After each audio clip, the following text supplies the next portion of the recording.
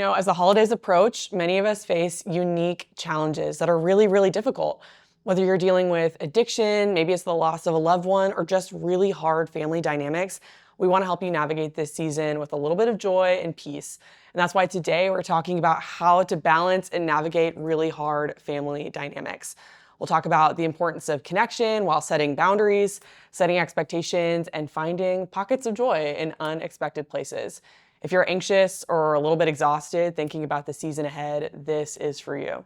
And hey, we want to help you survive the holidays. So check out the description below for links to tons of resourcing and lots of practical help to help you navigate the season really, really well. Okay, with that, let's jump in and talk about balancing tricky family dynamics. Hi, my name is Adrian Jones. I am an LPC, and also I should admit, I'm a follower of Christ, and I'm excited to speak about it that way.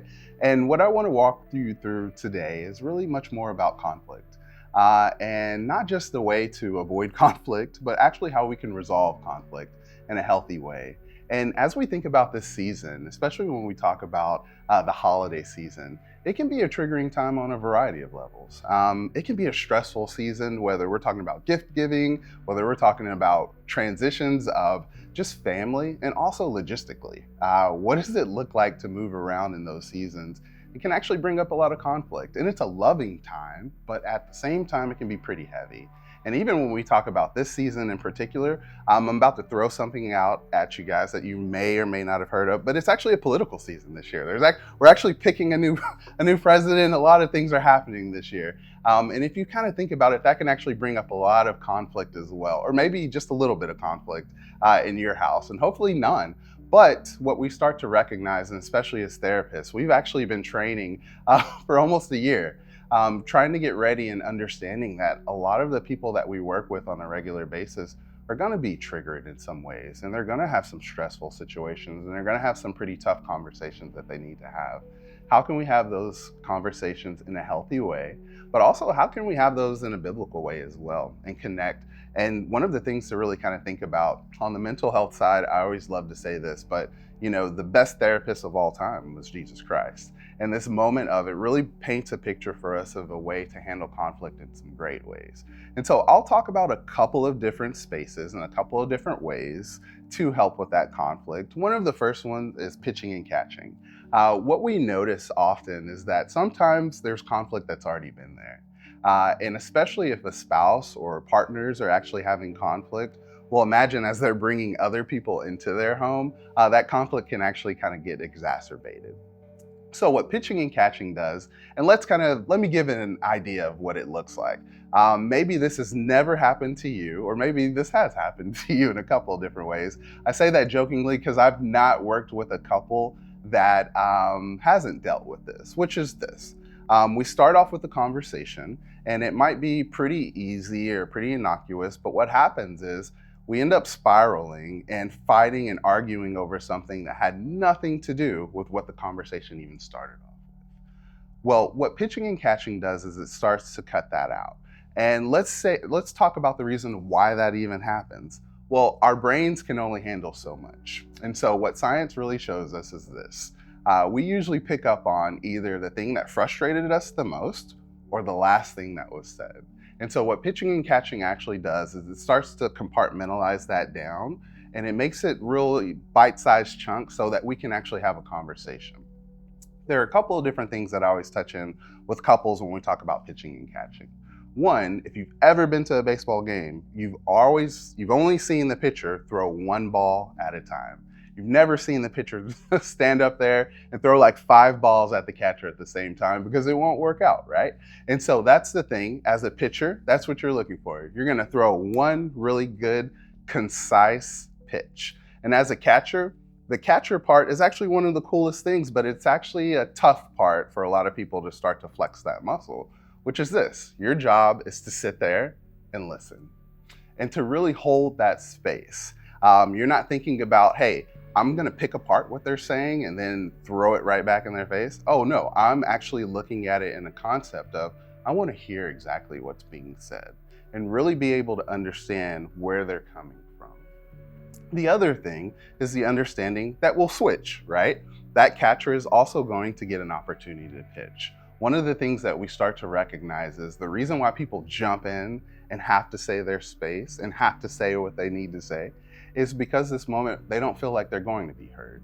They don't feel like they're going to get their chance. And so pitching and catching gives us an understanding that no matter what, both people are going to get heard and both people will be seen. And that's an amazing thing in a conversation. How does that help out with conflict? Well, let's think about that. How many times have you been defensive or frustrated or even been in with a person that's in that space because, quite frankly, they're used to not being seen or they're used to not being heard? So it gives us an opportunity to kind of bring the conflict down before it even arises. But let's kind of go to this space. Let's say there's already conflict, right? If your family's like my family, they love talking politics, right? So we're gonna show up on Christmas or we're gonna show up on Thanksgiving. We're gonna have some pretty interesting conversations. Myself, I have some boundaries around what I care to talk about. And my wife and I, what we do is we have a conversation prior. We usually host a lot of holidays, so that that can be a stressful moment, but really what takes a lot of that stress out is we plan and we get on the same page. And what that looks like and what we refer to that as in counseling is alignment. How do we get into alignment as a couple? Whenever we get into alignment as a couple, the biggest thing that we want to do is be on the same page. That's really what it boils down to. When my wife and I are on the same page, the things that we can accomplish at that point are pretty impressive, right? Also, when we as partners are not on the same page, the destruction, the problems that come along with that, they can also be pretty impactful. And so some of the different things that we can start to come around on conflict, one of the phrases that I would like to throw out here that I did not create this, but I feel like it is very helpful is this: help me understand. It is a very quick space to ask a person this: hey, when you said that thing that you said earlier, help me understand, why did you say that? The reason what we say help me understand is there's usually a space where it is the nicest way to say to a person, hey, what you just said really hurt, right? What you just said was really brutal on a variety of levels. Even maybe what you just said wasn't even true. But if I say it and I look at you and I'm like, you know what, you just lied, right? Why are you such a liar? Well, that's probably going to create some conflict, right? Versus this aspect of saying, hey, help me understand, why did you go about it the way that you went about it? There's a space right there where it does just that. It creates space. What we notice often is this wall comes up. I kind of call it this wall that rises up pretty quick. But what that wall is defensiveness. And we all have that wall. And it gets triggered for some people pretty quickly. And for some, they're able to hold a little bit more space. That question, help me understand, helps us do that. It helps us create the space to where the conflict doesn't immediately have to go right in. We can actually come from a loving, kind place of having a conversation. I think that's what it really boils down to of conflict. What we don't want to do is run from conflict, but what we also don't want to do is dive straight in the conflict. Hey, I want to be the person that wins the conflict. I want to win this argument. What if I told you it doesn't even have to be an argument? The last thing that I want to speak about is this. Often, and I'll throw myself out in this one, I've ran from conflict in the past. I've been that person that just was like, you know what, it's not worth it. You know what, I'll bury my feelings, I'll pretend like it didn't happen, whatever. I'd rather not have the conversation. It wasn't until I actually started to go to therapy myself, and when I became a therapist, what I understood something. If we have healthy conflict and we handle that conflict in a healthy way, it can actually make our relationship better. It can actually strengthen our relationship and have our relationships grow in a powerful way. But it does boil down to this moment of saying, hey, you know what? What if I came from a place of not trying to be right or prove my point? What if I came from a place of understanding? And I came from a place of grace and compassion, but also a place where I wanted to be understood, and I wanted to make sure that I created that space for that other person to be understood as well. What would that look like? Usually what that looks like in our households and in our families, it looks like a positive experience, and it looks like a really healthy family unit. And so conflict can be difficult. I am not here to tell you that it's not. or to sugarcoat it. But what I do want to say is this: if we come from a place of love, compassion, there is a truth and honesty there as well, that there can be this place where the conflict can actually be healing for us in a lot of different ways if we come from a healthy place with it. Now, we also understand it can be kind of destructive if we don't choose that. And so, really, what it boils down to this question: what do we want?